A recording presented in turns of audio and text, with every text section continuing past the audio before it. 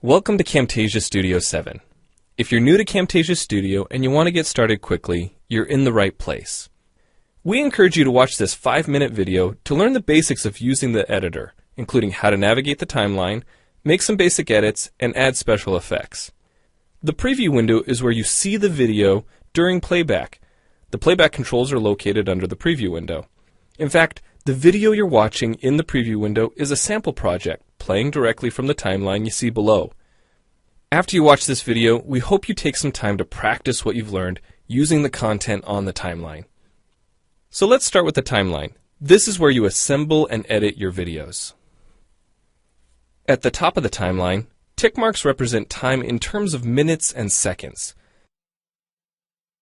When building a video, you'll work in a horizontal manner, beginning from the left and moving sequentially through time towards the right. To make precise cuts and selection, use the zoom slider to magnify the view of the timeline. And when adding elements to your video, such as a call-out or audio clips, these are placed on different tracks. Tracks are created automatically, when you need them, when elements are added to the timeline. So depending on your video, you may be working with several tracks at one time. To change the position of an element on the timeline, just drag it. To change the length of an element, drag the edges in either direction. An important part of the timeline is the playhead. The playhead moves the timeline and indicates the current frame displayed in the preview window. To view your video, click play in the preview window. Notice how the video and the timeline's playhead stay in sync. Click anywhere on the timeline and the playhead moves to that point. The green section of the playhead is called the in point. Click and drag the in point to make the beginning of a selection. The red section of the playhead is called the out point. Just click and drag the out point to make the end of a selection. To bring the sections of the playhead back together, double-click the gray playhead. To split a video clip, position the playhead at the desired location and click the split button.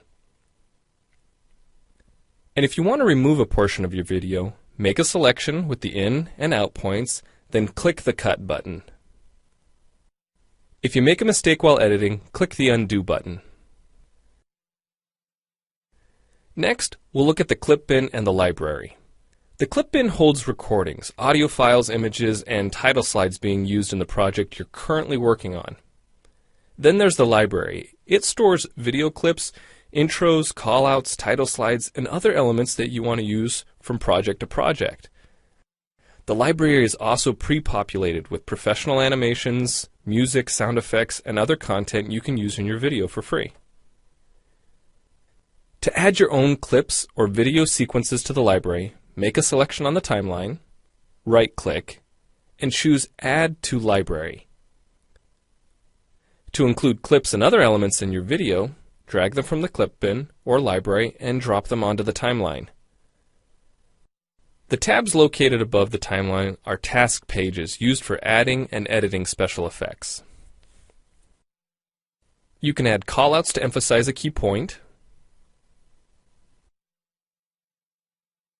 You can insert a transition between clips for a professional look. Apply zoom and pan effects to focus on important details. And draw attention to the cursor by changing the color, size, and more. If you double-click an element on a track, the playhead moves to the beginning of that element, and its task page opens, allowing you to make edits to that element. So we've shown you a few ways you can navigate and edit your video, but how do you get content into your video? Well, to make a new screen recording, click the Record Screen button. If you already have an audio or video recording to use, click the Import Media button. When you've made edits and added effects to your video and you're ready to share it, you need to produce the project to create a shareable video. Click the Produce and Share button, step through the wizard, and Camtasia Studio creates a viewer-friendly, shareable MP4 file ready to upload to screencast.com, your blog, or a website. Well, it's time for you to try Camtasia Studio out for yourself using the content on the timeline. The help file in Camtasia Studio will help you use each of the Camtasia Studio features and applications.